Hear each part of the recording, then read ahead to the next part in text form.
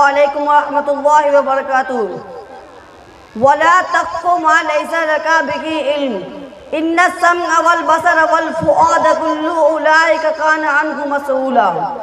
ہے دل کے لیے موت مشینوں کی زندگی، ہے دل کے لیے موت مشینوں کی زندگی، احساس مروت کو کچل دیتے ہیں آلات۔ محترم حضرات، انسان اس دنیا میں بہت سی ضروریات کے ساتھ پیدا ہوا ہے۔ وہ اپنی تمام ضروریات اپنے آپ پوری نہیں کر سکتا، اسے اپنی خواہش، اپنی ضرورت اور اپنا مدعا دوسروں تک پہنچانا پڑتا ہے۔ پہنچانے کے عمل کو ابلاغ کہتے ہیں۔ ابلاغ کے لیے انسان کو دو قدرتی ذرائع مہیا کیے گئے ہیں، ایک زبان جس کے ذریعے آپ قریب کے لوگوں تک اپنی بات پہنچا سکتے ہیں، دوسری قلم جس کے ذریعے آپ کوئی بات لکھ سکتے ہیں اور اسے کسی ذریعے سے دوسروں تک پہنچا سکتے ہیں۔ ابلاغ کے دو ذرائع شروع سے استعمال ہوتے رہے ہیں۔ کائنات میں ترقی کا عمل جاری ہے۔ ہر صبح جب طلوع ہوتی ہے تو اپنے جلوں میں ترقی کا ایک نیا پیغام لے کر آتی ہے، اور ہر شب جب کائنات کی فضا پر چھاتی ہے تو ایک نئی حقیقت سے پردہ اٹھانے کا مدعا سناتی ہے۔ ترقی کا یہ سفر جیسے زندگی کے دو شعبوں میں جاری ہے،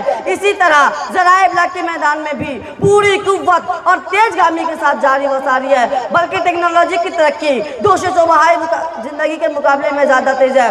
موجودہ تیز رفتار سائنسی ترقی اور جدید ٹیکنالوجی نے بے شمار جدید آلات کو جنم دیا ہے۔ انٹرنیٹ اور اس پر موجود سائٹ ہر میدان کے اندر حیران کن خدمات پیش کر رہے ہیں۔ یہ وسائل انسانی کو جوڑنے اور مربوط کرنے میں اہم رول ادا کر رہے ہیں اور معلومات کے خزانے پیش کر رہے ہیں۔ اس نے جغرافیائی سرحدوں کو توڑ دیا اور ساری دنیا کو ایک بستی میں تبدیل کر دیا ہے۔ آج گاؤں میں بیٹھا ہوا آدمی بھی اتنا ہی باخبر ہو سکتا ہے جتنا کہ ترقی یافتہ شہر میں بیٹھا ہوا۔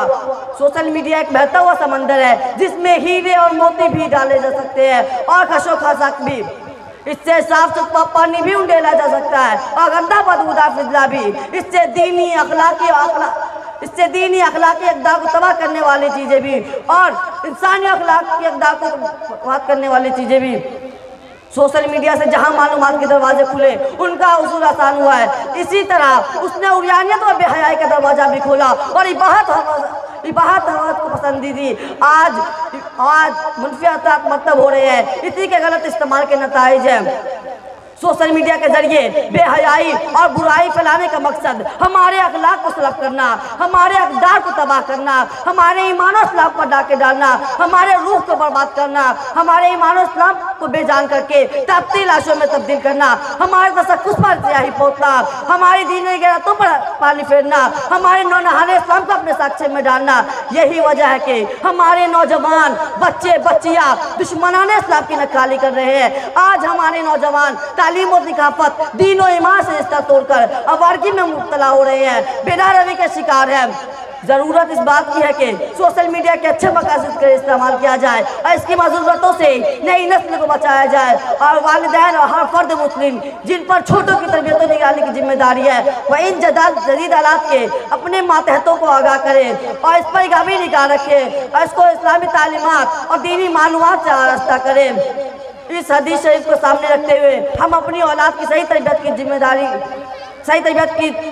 سمجھیں، جن میں ارشاد نبوی ہے، ان ابن عمر عن النبی صلی اللہ علیہ وسلم ما نال والد ولدا افضل من غضب غسل، کہ کسی باپ نے اپنی اولاد کو اچھے ادب، اچھے طریقے سے بہتر کوئی ہدیہ نہیں دے سکتا۔ اللہ رب العزت سے دعا ہے کہ اللہ پاک ہم لوگوں کو اپنے اولاد کی صحیح تربیت کی توفیق عطا فرمائے۔ وآخر دعوانا الحمدللہ رب العالمین۔